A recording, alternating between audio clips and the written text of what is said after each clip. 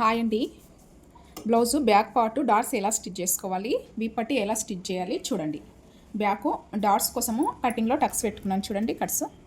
ఈ కట్స్ పైన బ్లౌజు వీప్ పొడవు ఎంత ఉందో, బ్లౌజ్ హైట్ ఎంత ఉందో చెక్ చేసుకొని బ్యాక్ డాట్ స్టిచ్ చేయాలి. హైట్ 15 ఇంచుల కంటే ఎక్కువ ఉంటే బ్యాక్ డాట్ పొడవు వచ్చేసి 4.5 ఇంచులు తీసుకోవాలి.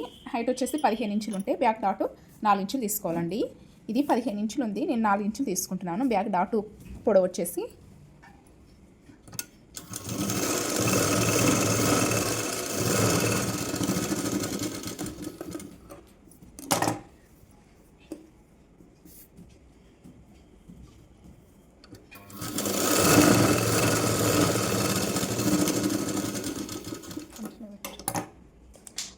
వీపట్టి 1.5 ఇంచు వెడల్పు తీసుకోవాలి. క్లాత్ వచ్చేసి one side 1/2 inch cloth fold చేసి స్టిచ్ చేయాలి.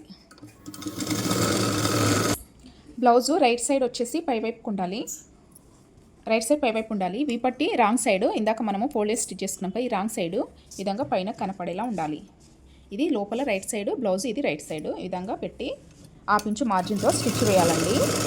బ్యాక్ డాట్స్ దగ్గరికి రాగానే ఒక చిన్న ఫ్రిల్ పెట్టాలి చిన్నగా.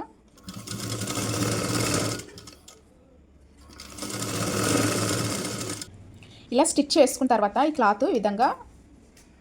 క్లాత్ వీపట్టి ఇలానే వీపట్టి పైన స్టిచ్ వేసుకోవాలి.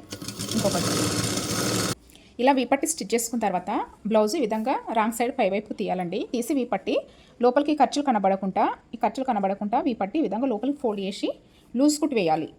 ఎమింగ్ చేస్తాం కదా, ఎమింగ్ చేశాక ఈ కుట్టు తీసేస్తామండి. ఈ విధంగా లూజ్ కుట్టు వేసుకోవాలి. మరి ఇక్కడ పైన వేయకూడదు, కిందికి వేయకూడదండి, కొంచెం మిడిల్లో అన్నట్టు వేయాలి.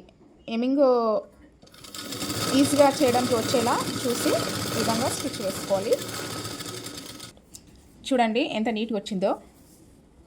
ఎమింగ్ చేశాక ఈ కుట్టు తీసేస్తామండి. థ్యాంక్ యూ అండి. వీడియో నచ్చితే లైక్ చేయండి, సబ్స్క్రైబ్ చేసుకోండి. మా ఛానల్ కొంచెం సపోర్ట్ చేయండి ఫ్రెండ్స్.